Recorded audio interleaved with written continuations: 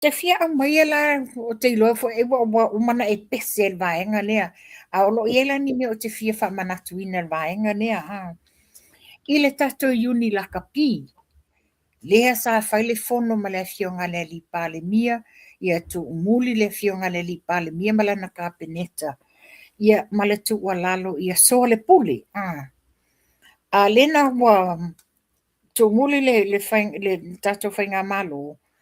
Ai le maua tala na tu e fe upuai. Wa o tūlanga onga le.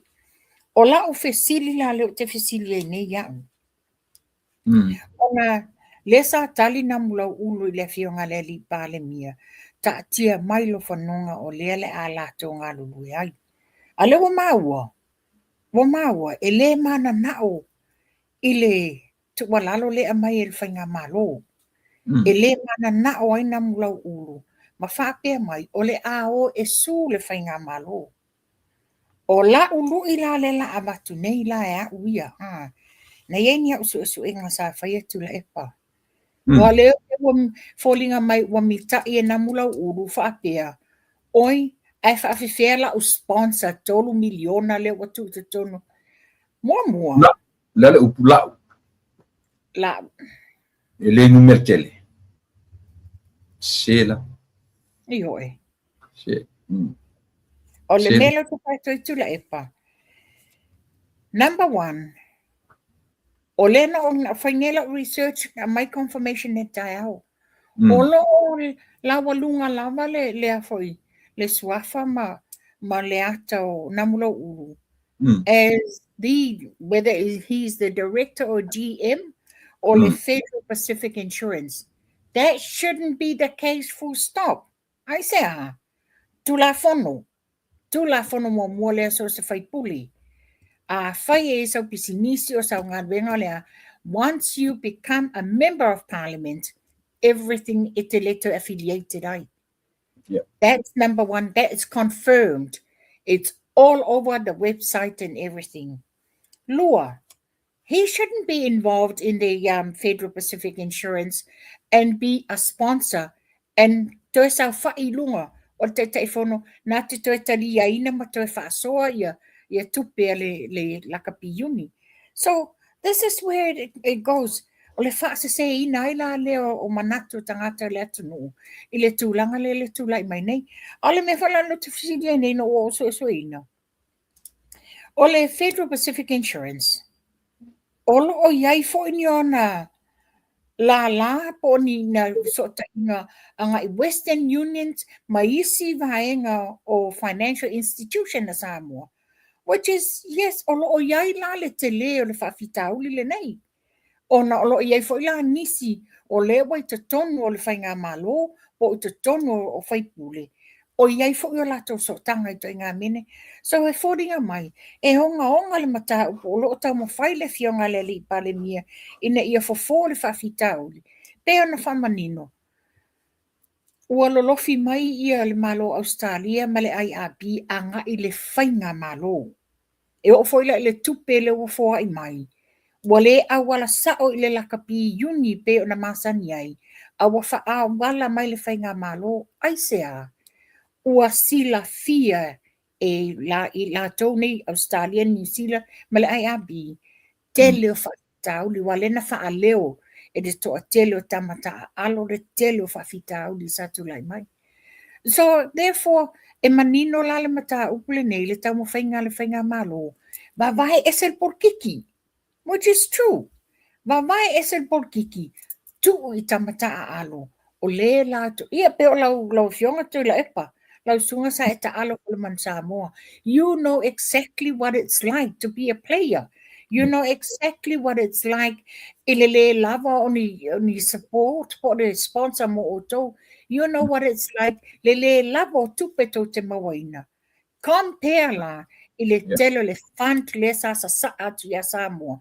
Not only that, funding mai ile IRB. A o Samoa atoa. New Zealand, Australia, Amerika ya oto, tutuila ma Samoa. Samoa sa tosa le wit baelo file collection. Telo tamaitia o nga la fole tupi. O mātou ine. Ioe. o mātou I nei, po o whea whai le fundraising, e o e lafo tupe, po o tara lai whai le fia pe atau nu male au, e mātou te o e lafo tupe. Fa pena fo ia o tula e pamantou wanga, tele le tupe. A whia iai, le lava sanga ngana le tele o alo matama whana o lo taa alo.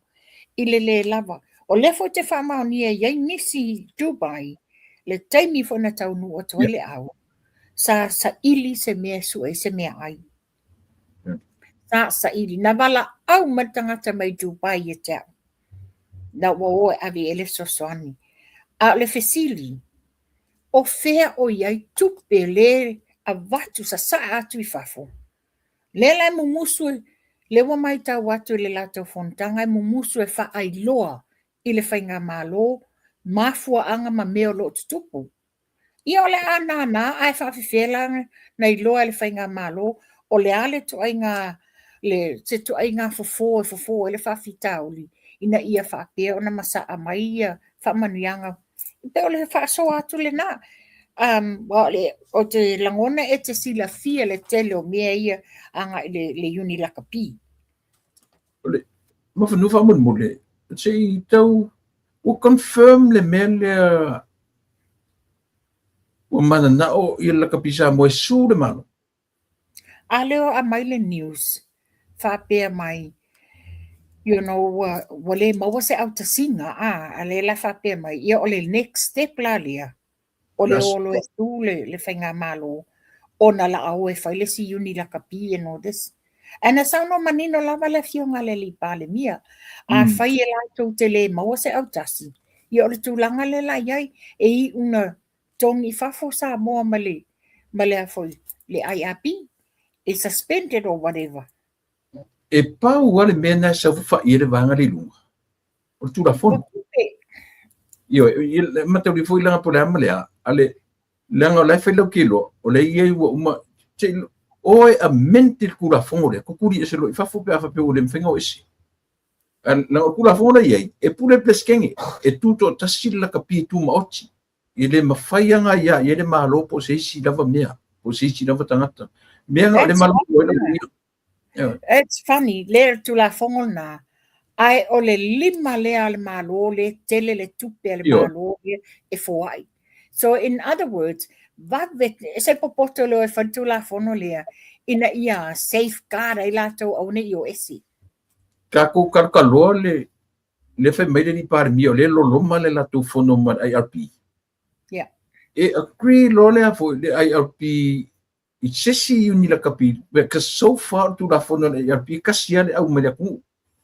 So me langa paua le me ia fo ia agree le IRP. O ro ko whakaria me ku la ko kon milionga o marako. Yo e. Fai lo le la kapi fo.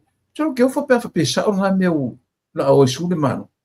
Wa o talana le a mai whapea wa le mau se tasi fe upua I la maa ia o isi e la lango le whainga malo o isi e le ai ia paula le me le wa a whapea mai ni upu ni la fonga sa whai ia a whai tulanga na sul malo lango I lalo tulafono pela le te sau noa tulafono le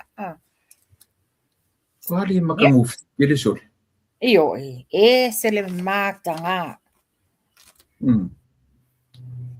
Ia o le mela le te whai atu le te fia watu whala wai tele o se whaasoa le tele o whawhita uri le wai te tono tatu watu no. O le anana o lau atua vaenga ala tawa iriria le tūlanga o whaamasinonga o le tatu whainga malo ia le wata whaasoa le lakapi o vaenga whaupwhai o tūla fono pe o le LTRA o 8 o tūla fono palota o tūla fono o le tūla fono ia sa tō pe vale le taimiri le whainga malo le HRPP ia o mawhaato sina o le whainga palota o le tuaina tō fio se komesina leo. Wa le mautunu le atunu soli ngā tūla fono ia o le aunga oita le pe whale whasio tangata o le whaamalosi o whanau teimi Wa le aise mapusanga o Samoa. Wa le aise mapusanga o Samoa. O le mea la le mo ulau la watu le epa. A whafunga mai whale fia ngā le lipa le mia. It's about time that you put your foot down. Wa umina tu wavanoa. Umina tu wavanoa. Wa ngungulu le atunu. Ia, te whaafonga mai le fionga le li panemia. I le taimi o lau si ngase tau sangan te anei. Le sa ACA atuai I le no as a diasporas. And you look into Samoa I le mela tupu. O ina le na mawe fo se malam la maanga. That's exactly where we are at again. Ua matua I te lele whawhita au le tula I mai. Tele nisi e tau wala au mai le tele o whawhita au le. Ia o isi whape ai o au se whalau tusi le fionga le li pale mia. O na le whaalong mai te mia pe a ngase mai mawhelo ai nei. Pawala upule watu o no sai whai malu o tato whaiwa. E iai le teimi whamanino mai ai. Ia lela e sa wale sai e tangata. Wa umi tele na tu wa wanoa. Wa tatau na whai se fuafuanga. Fe o yele tato lo ia sili. Ua tatau na tutu whatasi. Sa ili le amio tonu. Ma whai loni whai unga telo mea nei tulai mai. Lela ma fua uma mai mea nei. Ona le attempt le wafai e le ala pule. He's attempting to appeal le Prime Minister's acquittal. Wanai ai. O le tūlanga nei, o le sairing o langa tangi. Ina ia whaale au ngā ina le molianga le mantua le wa. Na whailang o lau ia na whaiele tangi whaasanga I le fionga le li pale mia. Li o whatau malama o whipuleai. Pea lise sema masivai whapea o whauwhaunga umai whaaleanga ilona tamadi yanga le sa whai. Lela ele tangi le na whai. A na le ngā soloina whamasinonga. E le ilo ai le fo e tangi ia longo, le fo e tangi e mameidei, le ala tola I e totolu. A le o sau nei, wa manao e na te luina le a foili. Le molianga le wa akwito lai le fionga le li pale mia mai la tau o le mea lalo tusiri tu la epa I lalo tu la fono o le Court of Appeal 28 e luas fulutasi yaso tu o mai e te oe e law jama process sau appeal mai le taimi umai na whaile whai unga I o whee o mati le na whaile whai unga le wa apelila me wa more than kotiki onos fuluaso. A le whatoa oso nei a le whaile lui. Anga e loe ma whaina e whaiele amatanga wa lewa na tau whaia. Wa wela tau whawalea le ila tunu.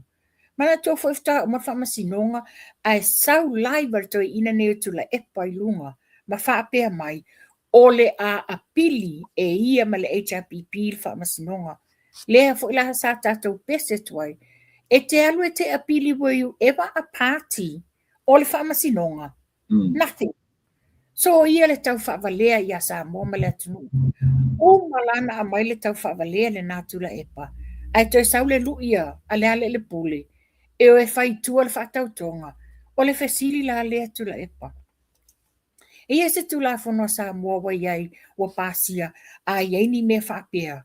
E le avele le whamasinonga o mea tauna avi iai cases. Ai o whainga ngā whapeitua. Le ai. E lea fo ila nau mai ai lui mai whai mai. Ua tu lo wal whafonga anga le fionga le li pale mia. Ua pala ai le fionga le li pale mia o le tali mai ai. Le whanau whaat e le mai maua le taimi o le fionga le li pale mia tali ini whauwhaunga walea whapea. A le wala wa umatu le namaenga. A le la wa sa wailoa e manga o e whaile apio. E challenge wa umal whatautonga lela la le whaile le apio la lea. E mantua, o le apio le nei, o le apio I lato tua inga whamei o whauwhaunga.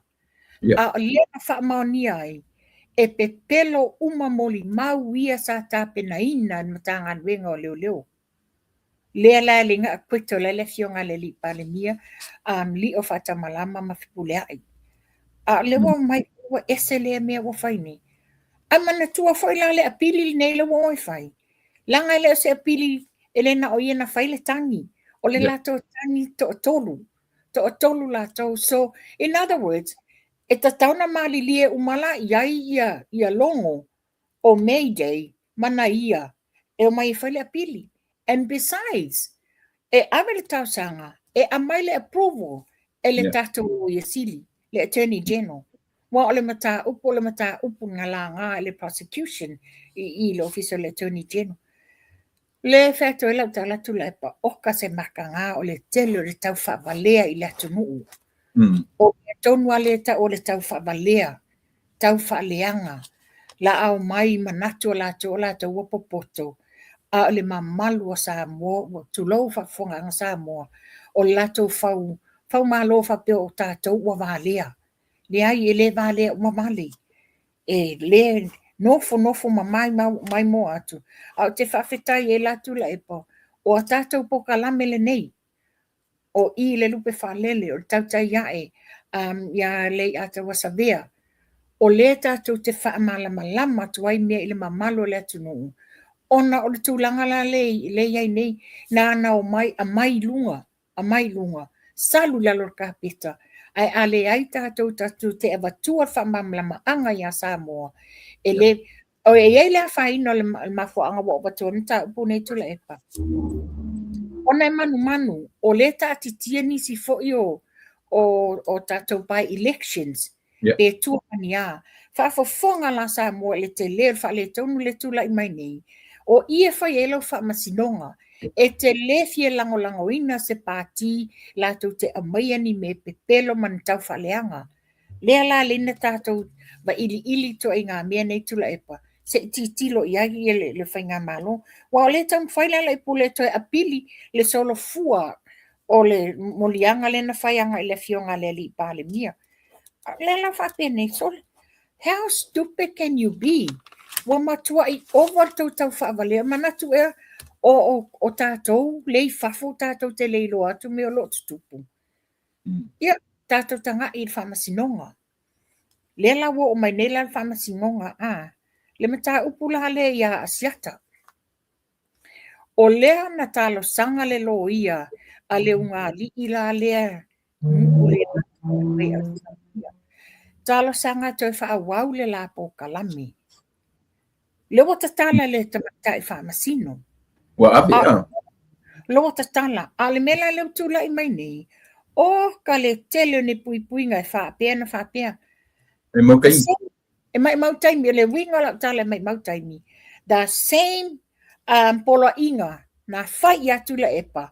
Has he ever stopped it? A o le a fo la se fua whatatau a le officer whamasinonga i whai ai.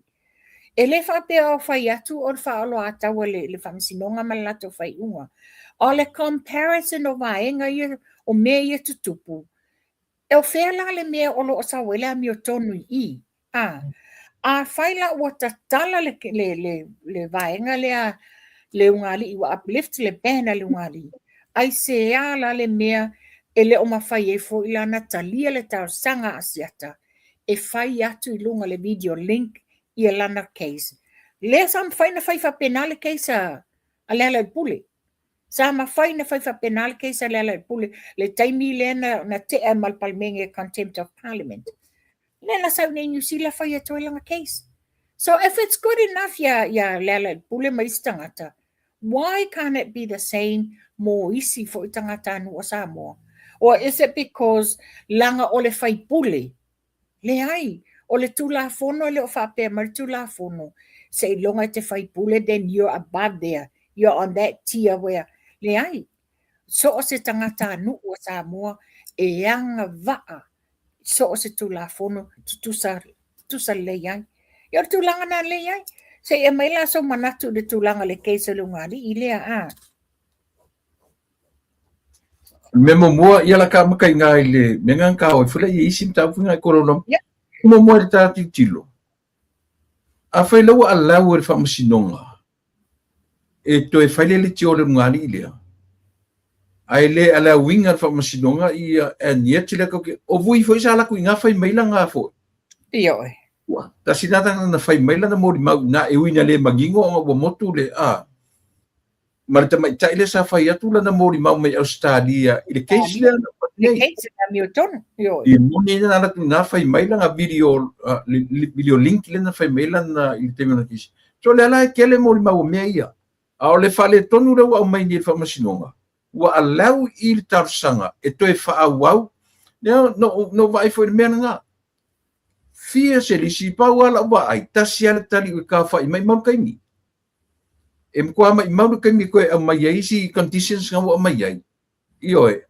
nga fula wa pa me vanga le ina usta ia tu le pa conditions ia mai me ia so fel ko mamalu la ifeng conditions manga ainga me mau kai ni o le fe mo mua lava ua faatanga le famasinonga ia ka mai ka ile ia le kiole e koe faawau la po kalami a ua tapuni faamalama i le tarusanga a New Zealand ia asiata mai malana fo i taumwhai mai tapuni na le avanoa e fai mai i ni a fifu a fai o leo tarusanga le ngari le ua wa foi ua tu titiele la income mo la tupe maua yo te lopo la tu pe mo na fe me o le fon tar sanga siata o a fai e sia tu masamo o ia e fa lango iai lona ainga moni lava o ia e fa lango iai lona to lua o lona tina matua o lana fa nau yo o lana ngaruanga fa lango iai ia ainga le falan ave tar sanga alela le talia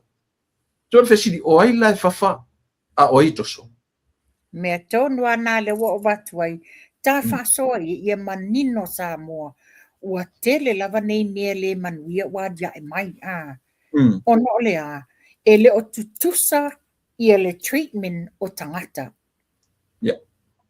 o le mafuanga le wo watu le mta upule a wha mo ia asiata o le sa whapea o tele i whaitaula le submission le msio whapea mai e nana sua tu asiata i Samoa i le case le a umato e foi mai.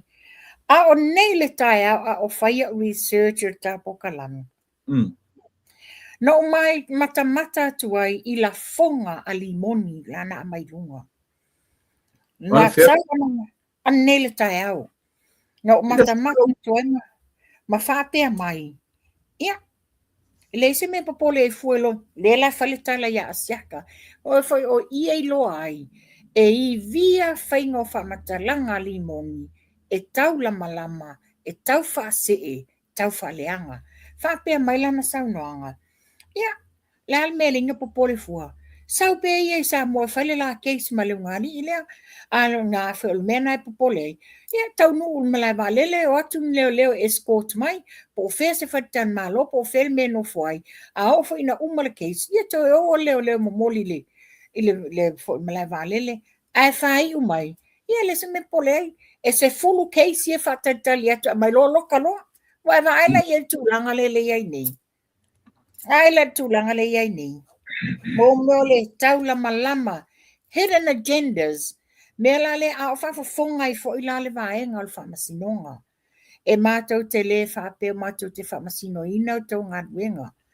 ai ole what we're trying to address the comparison o ai afisi a o ai ole atotoso ole tu la fono ole constitution a Samoa e launga tasia so se Samoa a le mele watu lai mai. Te wa a vele whainga o le vaenga le HRPP ma mea, wa wha ai tu a wai le whainga. Le ai, a whai wa e whamasino, tatia ese lau vaenga whai up whai, o lau vaenga te lang, that's your own personal views, o ai le pāti e te alo lango.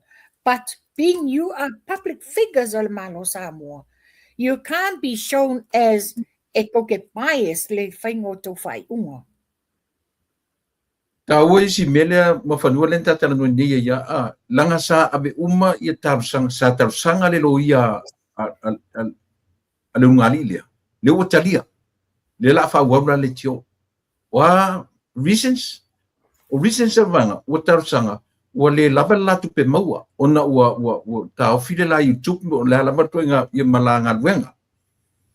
Tarusanga foi asiata. O ia le breadwinner o lona ainga. O fea la le tarusanga taria, o fea tarusanga le taria. And yet o le iei ia tangata na whai mai whafola tau mori mau. Le e mori mau malava e le lalulangi, na iei mori mau na whai mai whafo. Anyway, O le differences tula e polo mea lea. Mm. O I koe sa tauna tilo e le tua le whamsinonga. Le wa talo sanga le ungali I whaapea ua whaititia ona wale o te whaiela pokalame. That's a load of nonsense. A le whaawau le la talii, le YouTube. O le whaawau. So there is an income that comes from there. Le whaawau le la talii le la pokalame. Mafanua. Ile o te tala no atu from the experience. Ai tilo I viewers o pokalame ia. Ele se tupe mo maritu. Mo ia le tala le whai atu. Te le rola pala me le whai me ua la le tio every like get income. Le ai. Ele se la subscribers mala viewers le kong. Ile mo se pa o ile mo se kupele. Ia se vanga nani la ngaluenga o iai. Ia mangi benefits al malo o lai ia fo. Ia se si. E te taula ona pauna le mea au se upua ele YouTube o le whatu ia te oe. E pero e se. O tūlanga nā le whetua ia. You know, e se le whaingata le mea. I know for a fact le sa submit uma ia le provision le tongani a asiata a le te ina. Pela o le mea le whesiringi ai. A whai o le na tau sanga foi lai tu. E whaawau le ato. Le lawa uplift le band. A le na tau sanga asiata ono le tūlanga o ia le breadwinner. O la mai mana tua ngalwenga ini e mesen ngalwenga asalaulo yenga ia. A plan in advance ahead le final o le planning. E le whapea kata a tusineia. There's a lot of planning if I o mea la nei le muli mai whamsinonga nei. Wa leva na plan me o le fua ma tua atu lota maiti mea. A le nei whatoa le lana abatu e tau sanga asiata ina ia. Tu o mai se avanoa e whai atua I nei langa video link I le case. Ai, ia mantua le a mai se avanoa e whai atua I nei. A umalana whai atu nei ai to e whai apea mai loa. Ia e te tauan whaawau pele watu Samoa. At least asiata's been given a chance. O lesi mea mawhanu tiro la iei asiata manilo ia o le atu mele. Ba ai la langa no wharongo longo. Ai le ngata o le voice mai to inga. Ai ia put it down in paper. O lea, e lea whaina o e pe asau nei Samoa. A umman whamasino po lea to e put down in paper. Po lea se whainga whaiai pe notarize. Pe ko lea se mea ku e kong. Ai e whamauki ngoa. Ia sava vali lai upu ia. Iyo. Te wharongo noa, kule whai mai, o whai mai leri o limoni e waku. Lea nei le tae au mata atu whapea mai. Ia, lea ia se me popole ai, a whai o tūlanga nai popole ai.